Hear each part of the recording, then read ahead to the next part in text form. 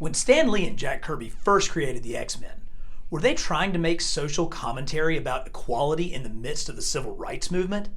Did they have any idea of the multimedia empire of comics, movies, and toys they would spawn? Or were they simply trying to crank out another book during the Marvel Age of Comics? We will answer all of this and more in our look at the original X-Men.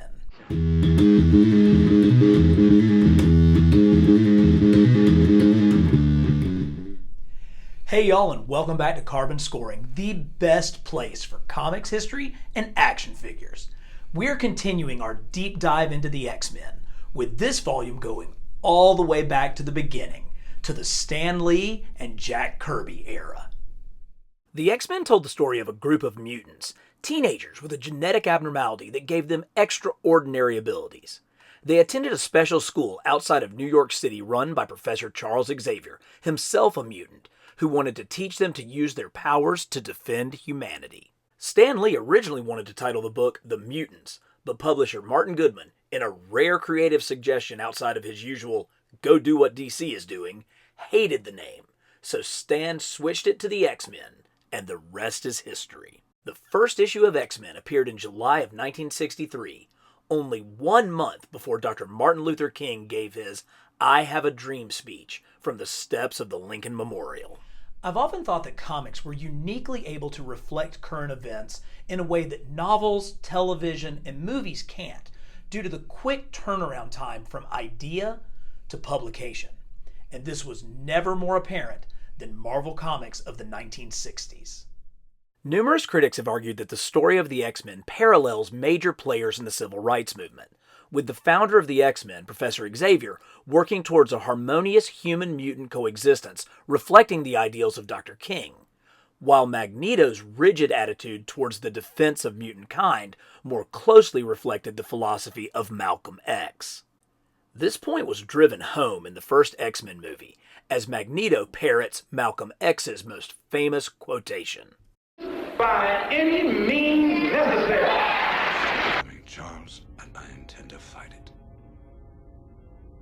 By any means necessary. But I believe there's another factor at play. Both Lee and Kirby were Jewish men who served the U.S. in World War II.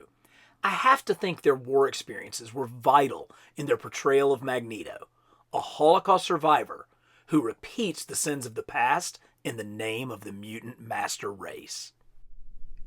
We're going to explore more of the social issues addressed in X-Men comics in future installments. But for now, let's take a look at some figures. So if we're going to do a video on the original X-Men, we need to take a look at some figures that are based off of the X-Men in their original costumes. And our first option are to look at these Hasbro figures that came out in a box set just a couple of years ago. You have all of the original X-Men in their original X-Men uniforms, but I think this box set was really based more off of Brian Michael Bendis' reboot of the X-Men, where he brought the original X-Men up from the past and kind of integrated them into the current day Marvel universe. But let's take a look at these and see what we have. So of course you start with Iceman. Now this is a fairly generic body on Iceman. I really don't like these shoulders. I think the lack of a butterfly hinge is a real disappointment with this. He doesn't have on his boots that we will see later and that we see as part of that. And his face is almost kind of skeletal. I mean, it just doesn't have really hardly any personality at all. The one thing I do like about this figure, I like the way that they have this pearlescent, shiny blue that comes across it. The figure is not see-through. It's a little bit see-through in certain areas, and the kind of the overcoat of white and blue really sort of brings that out. So it does give it a nice ice effect, but otherwise this is a really, really bland figure. Next up comes Angel. Now, Angel is on a pretty standard Hasbro buck. He's muscular. He's got decent ab crunch. You know, his head doesn't move very much at all. Probably the thing that I like the least about him is he's kind of doofy looking in the face. I mean, one of Angel's biggest characteristics is that he is extremely handsome. None of that comes across in this figure. The other thing is these wings are really quite disappointing.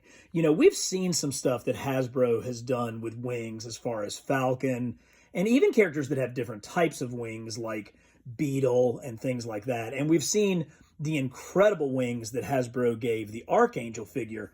These are really a disappointment as far as that goes. You know, they have okay sculpting. You can see the individual feathers and some of the lines in that. But even just a little bit of paint wash would have brought out some of these details. Now we have our team leader, Scott Summers, or Slim Summers. And that's really the heart of my problem with this figure. He is on the exact same body mold as Angel. So it looks good. I mean, he's a super heroic, muscular guy. But when we're talking about the original X-Men, that is not what he was. I mean, it's in his very first introduction that he is Slim Summers. And I would have liked to have seen maybe a different body mold used for this. It's a good head sculpt. The visor is really, really nice. And again, I think it's more like the Bendis era original X-Men than it is the Kirby era. Again, just a little bit on the disappointing side. Jean, Marvel Girl, has your standard female body frame, which works really well. Good articulation. I like the belt that she has. I do like the way that they sculpted her hair coming out of the full body masks. Not a lot of these, full masks. Actually, now that I look at it, that could potentially make a really cool, like Ariel or Sprite Kitty Pryde figure, like from her earliest days joining the team. So this one's okay. I mean, not too bad. Not bad. Definitely the highlight of this 5-pack was Beast. You can see that he's on a much bigger mold, and he has new feet and what is probably new forearms, because Beast hallmark was these giant hands and feet in those early issues.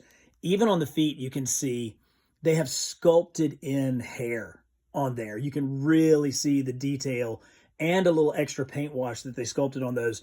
That's present on the forearms as well, on both forearms. Nicely sculpted detail. He has a good facial sculpt. He definitely looks different. He doesn't have that same face that Angel and Cyclops had. And it's a good frame for him. He's not a hulking figure. He's not a giant. He can get into some really good acrobatic poses. Out of the bunch, this is clearly the best of the 5. But these are not good enough to do for this video. Thankfully, we have an alternative. All the way back in 1997, Toy Biz gave us a 5-pack of the original X-Men. And you guys know I'm a loose out-of-package collector. I don't really keep the packages. But this is one that was just so spectacular, even I had to save it. It has this unbelievable gold foil going all the way around. You can see the Marvel Collector's Edition. This was something that at the time they were mostly doing 5-inch animated figures. This was stepping out of the box and really getting into that collector market. And look at this giant recreation of Jack Kirby's cover of the first issue of X-Men. So just based on the outside of the box, it's worth saving. When we look on the back, we have the figures in pose, so you get an idea of exactly what's going on there. And you can already tell these are much more uniquely sculpted figures. We have a nice bio of the original X-Men here. And they went with the original X-Men logo, the ones from the very first issues of the book. But this is only half of it. Where the action really starts is when you crack this thing open. Now, it has this split open package design. And here on the top part of the package, this is almost like getting an old album where every time you unfold it a different way, you get new discoveries. We have recreations of issues 2 through 7, all drawn by Jack Kirby. We will be seeing these coming up here shortly as I try to recreate them in action figure form, as well as bios of all the different members of the original X-Men. And then look at this. We have art from the first issue of X-Men with the team members displayed in the packaging. And they're actually like in action poses in the package. So these look pretty great, but they got to come out of this box. So let's pull them out and take a look at each of these figures individually. Let's start with Iceman. I would argue this is the best, most creative use of Iceman ever. As you guys know, he really kind of looked like a giant snowman in those first issues. And this figure really brings that out. Look at that kind of clunky, thick, snowy sculpt that's on him. Again, the figure does have some translucent areas, but then it has these highlighted white and blue washes so that he doesn't look like he's just a see-through character.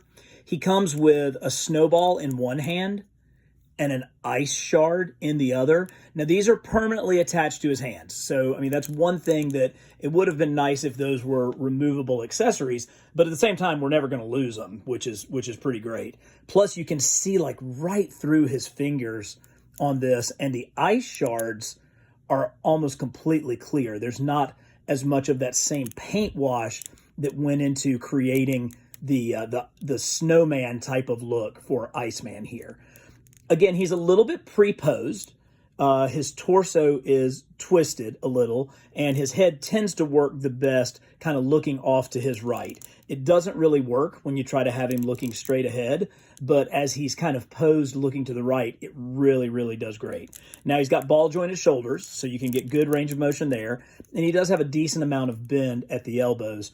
The hips are just a T-crotch, so you're not going to get quite as much flexibility there, but he has good articulation at the knee, and he's got good ankle joints, so you can get him into some good crouching poses. But again, what separates this figure from the Iceman that we saw in the other 5-pack? First of all, look at how much more personality this has compared to this. I mean, this is really just like, it almost looks like one of those pack-in figures that you got in the old X-Files line from McFarlane back in the late 90s. But the real difference, it's got to be the shoes, money. Mars Blackman was right. It's all about the boots. Jack Kirby, when he designed the original X-Men, wanted to have cohesive uniforms for the entire team. Well, that's fine, except when you have a guy who's made out of ice. Now, Jack has got experience with this. I mean, he also designed and helped co-create the Fantastic Four. And the Thing has a giant rocky sort of, look to his entire body, but his pants and belt match the rest of the team. For Iceman, Kirby gave him the same boots as the other team members. And it just works. I mean, it really makes the rest of the figure pop. It certainly makes it stand out compared to other Iceman figures. And I think this is just an absolutely beautiful version of Iceman. Now, here is where the Toy Biz box set from 1997 really begins to separate itself from the later Hasbro version, and that's with Angel. Warren Worthington III is fully represented here. And as you remember, I kind of complained about the less handsome face on the previous Angel figure. This one really brings more of that out. And I think it's the fact that you can see his eyebrows underneath the cowl of his mask. That gives him more of that blonde, handsome personality. And he just has more of a confident look on his face with that smirk. It's a great costume. Again, you've got the terrific, Cavalier boots that Kirby designed.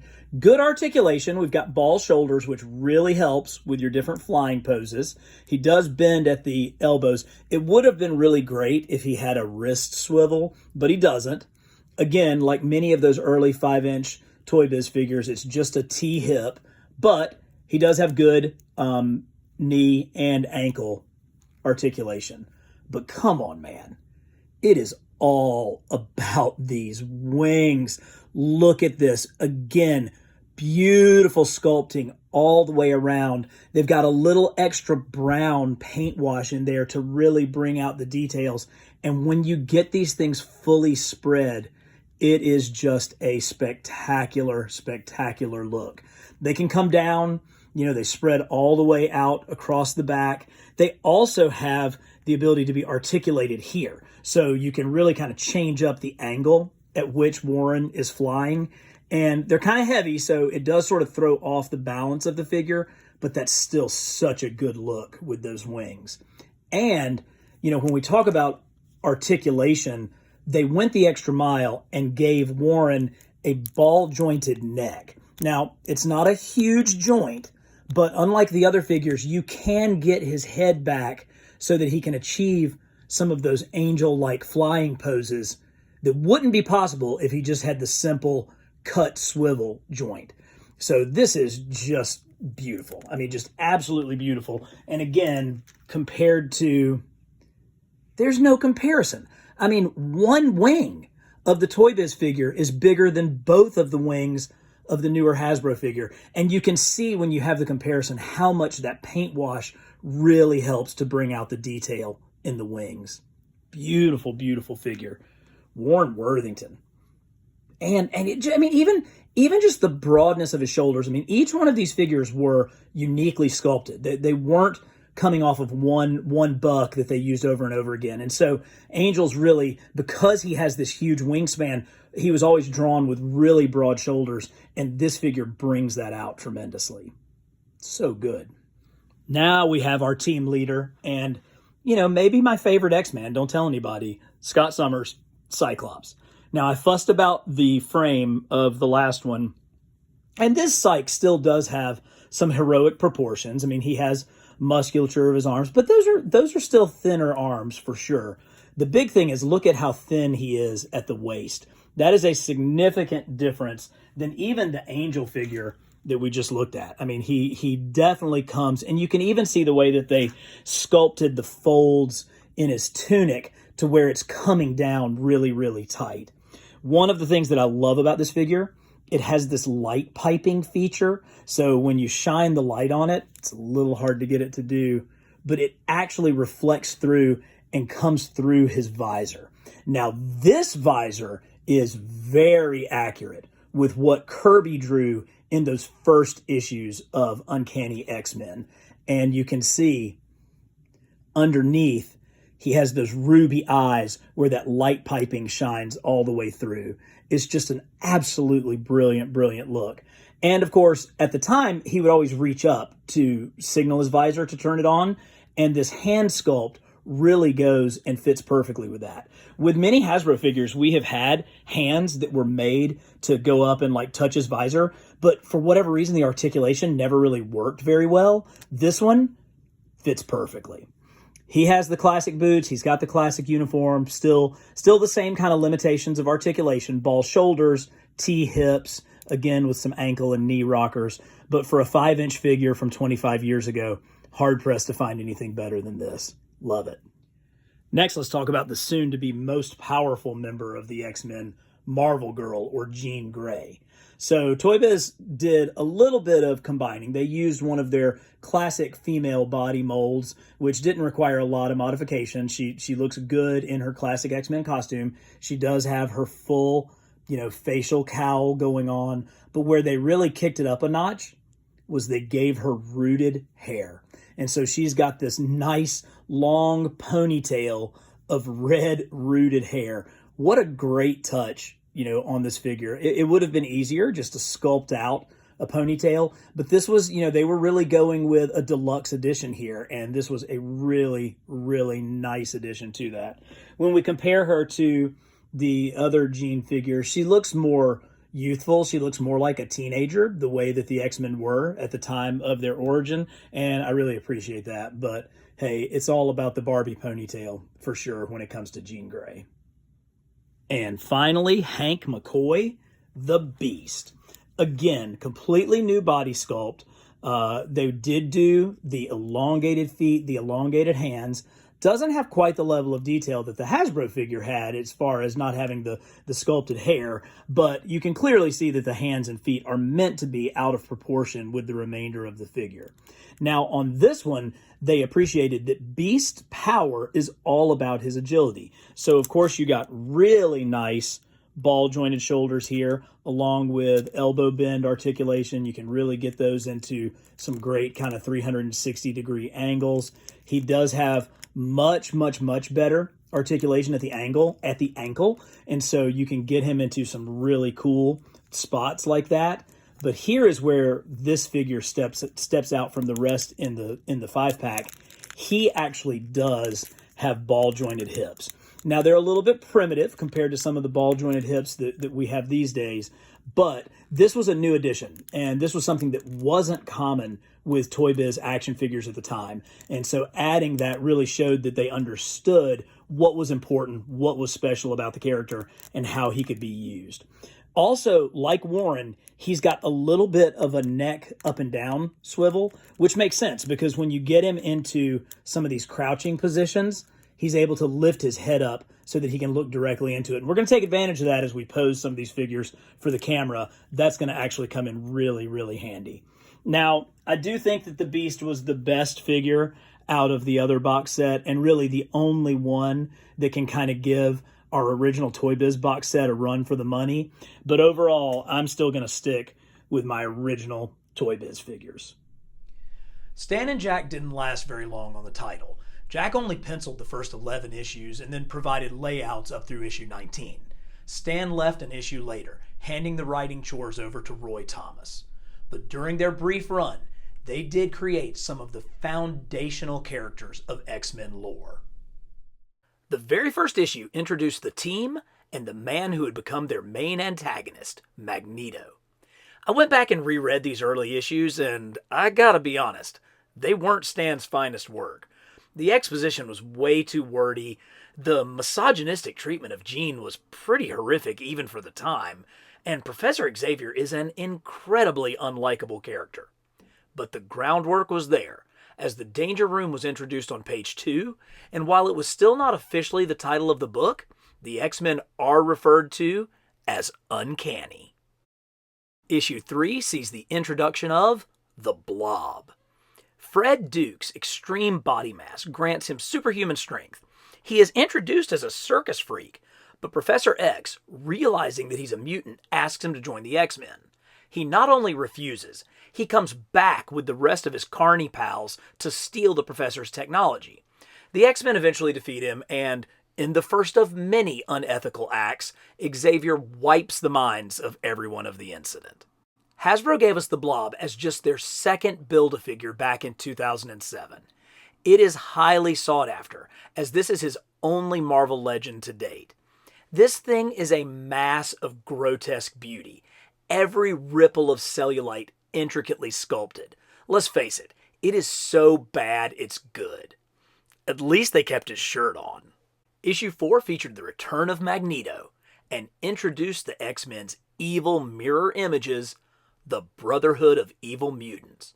While the members of the Brotherhood would constantly be in flux, much like the X-Men themselves, they have played a role in some of the most consequential X-Men stories of all time. It has taken a full 20 years to put this original team together. The Toad figure was famously released in the very first lineup of Marvel Legends all the way back in 2002, while the Mastermind figure is one of the newest in my collection, having just appeared in the Amazon-exclusive Wolverine box set. For Quicksilver, I chose his alternate green suit, which came in the Blob Build-A-Figure wave back in 2007, as it best represents his original appearance. You might be surprised to learn that Kazar, Lord of the Jungle, made his first Marvel appearance in X-Men issue 10. While he shares a name with the 1930s pulp hero, this creation is much more derivative of Tarzan.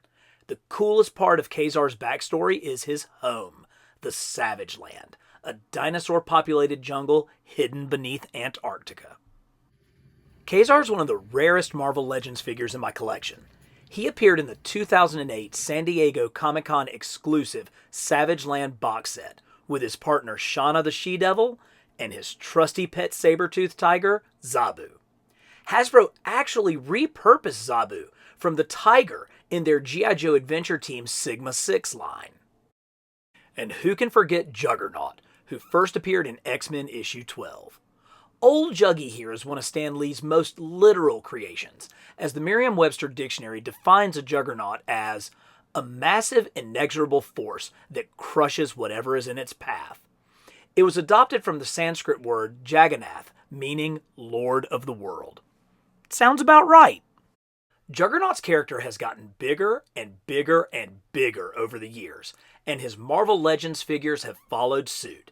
But since this cover recreation was from one of his earliest appearances, I decided to use the smallest Juggy in my collection for the photo shoot, the 2009 Hasbro figure from the Spider-Man Classics line.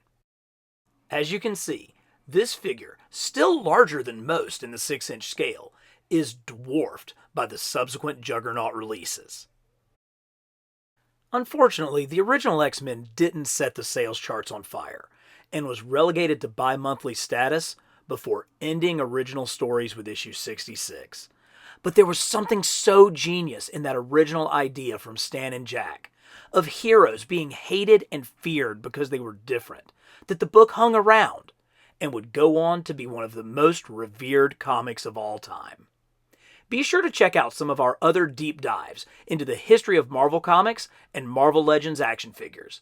And don't forget to subscribe to Carbon Scoring.